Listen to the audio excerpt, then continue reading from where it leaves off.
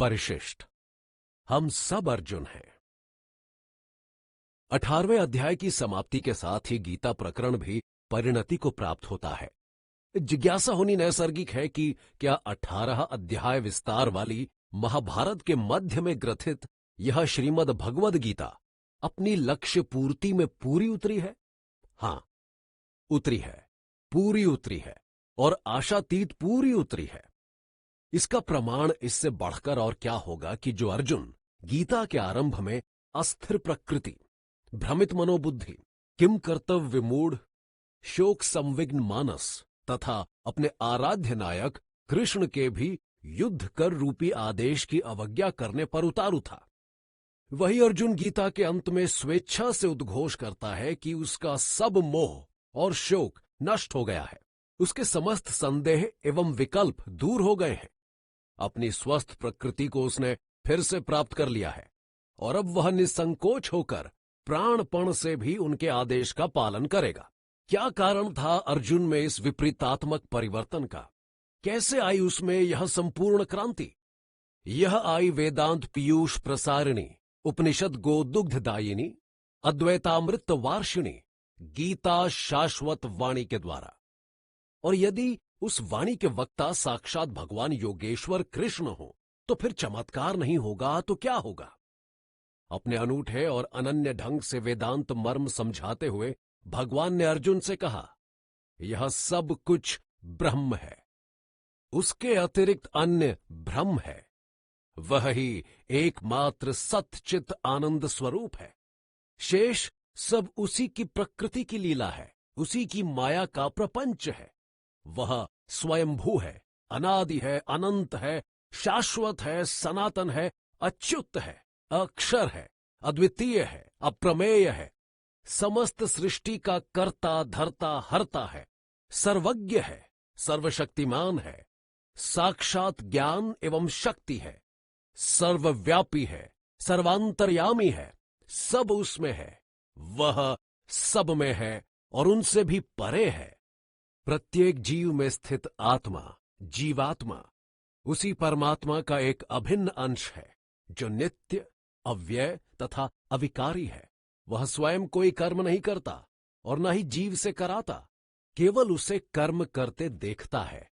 जीव के कर्म में वह मात्र साक्षी है, साझी नहीं।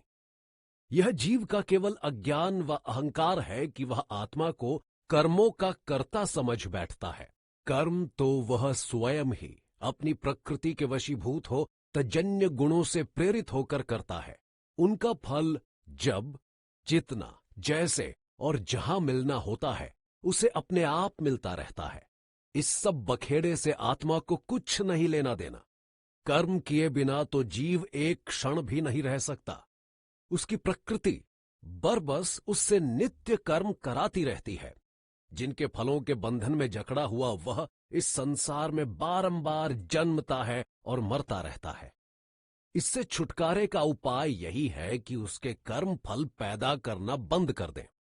यह उसी दशा में संभव है जबकि वह सर्वथा निस्सक्त एवं निर्लिप्त होकर निष्काम तथा फलेच्छा विहीन भावना से अपने अशेष कर्म करता हुआ उन्हें पूर्ण समर्पण बुद्धि से ईश्वर चरणों में भेंट चढ़ा दे। शरीर को ही आत्मा मान लेना जीव की मोहजनित हिमालय भूल है। आत्मा नित्य व अमर है, शरीर अनित्य और नाशवान। मरने पर शरीर ही नष्ट होता है। आत्मा इच्छानुकूल दूसरा शरीर वर्ण कर लेता है। शरीर एक भवन है, आत्मा उसका निवासी, जो उसके टूट फूट जाने पर दूसरे भवन में प्रवेश कर लेता है।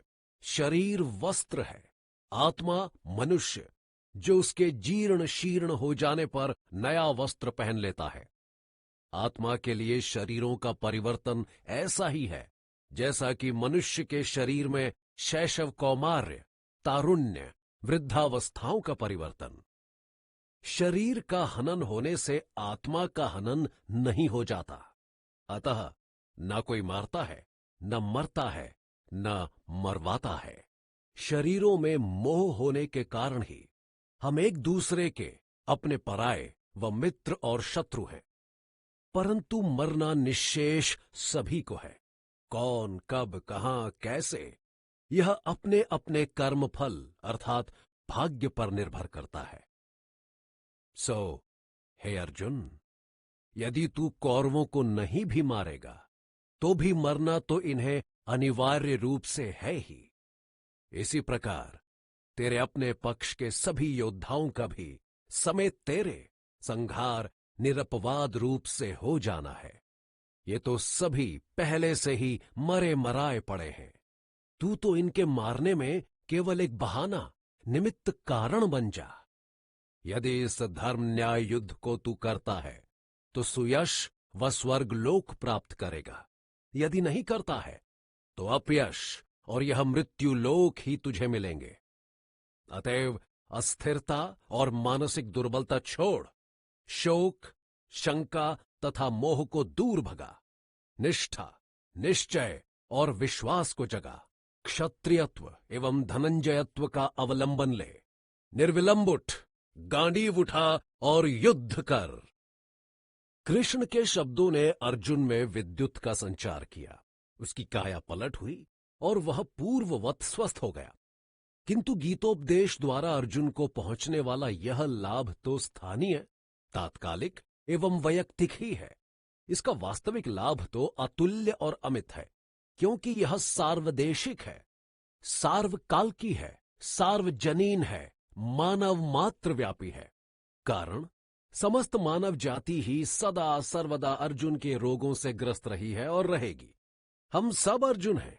प्रत्येक मानव निज जीवन के नानाविध कुरुक्षेत्र यानी कार्य के क्षेत्र में नित्य प्रति संदेह, शंका, भय, त्रास, मोह, भ्रम, चिंता, निराशा, कायरता, कार्पण्यता, ईर्षा, द्वेष, मद मात्सर्य, काम, क्रोध, लोभ, क्षोभ, भीति, अनीति, आसक्ति, अनुरक्ति, तृष्णा, वासना, दर्प, अहंकार, स्वार्थ, अभिमान इत्यादि दोष पिशाचों से आक्रांत एवं प्रताड़ित होता रहता है। किम कर्तव्य विमूढ़ता के उस निबिड़ अंधकार में गीता तिव्रा लोक ही उसे राह सुझाता है। कुरुक्षेत्र में कृष्ण द्वारा अर्जुन को दिया हुआ वह दिव्य संदेश ऐसी अवस्था में संसार कार्यक्षेत्र में परमात्मा द्वारा जीवात्मा को दिए हुए मोक्ष मंत्र का रूप धारण कर लेता है। वह मंत्र किसी विशिष्ट जाति, संप्रदाय, मत, पंथ, वर्णाश्रम, आयु, युग, देश, प्रदेश, भाषा, रंग, साक्षर, निरक्षर के लिए निर्धारित नहीं है, अपितु निश्शेष मानव जाति के लिए समादिष्ट है। जो भी कोई चाहे, वह कोई भी हो, उस मंत्र का जाप करेगा यानी उसके अनुरूप आचरण करेगा, वह ही मोक्ष पद का अधिकारी बनेगा। कोई पण नहीं, प्रण नहीं, अनुबंध नहीं, प्रतिबंध नहीं। इससे बढ़कर धार्मिक विचार स्वतंत्रता, कर्म स्वच्छंदता, मानव समता, साधन सुगमता का दृष्टांत अन्यत्र कहां मिलेगा? यही है हिंदुत्व का सत्य स्वरूप, यही है उसका यथार्थ तत्व। और इधर हमारे ही देश में तथाकथित प्रगतिशील एवं आधुनिकतावादी बंधु हैं जो हिंदू धर्म को कट्टरपंथी व रूढ़िवादी कहते नहीं थकते। हिंदू शब्द से ही उन्हें चिढ़ है। सच तो यह है, और उन महाशयों के लिए यह बड़ा कड़वा सच है, कि धर्म केवल हिंदू धर्म ही है, अन्य सब मत, पंथ, वीथि व सरणी है। धर्म का अभिप्राय होता है मानव धर्म से, अर्थात वह धर्म जो मानवों द्वारा मानवों के लिए बना हो।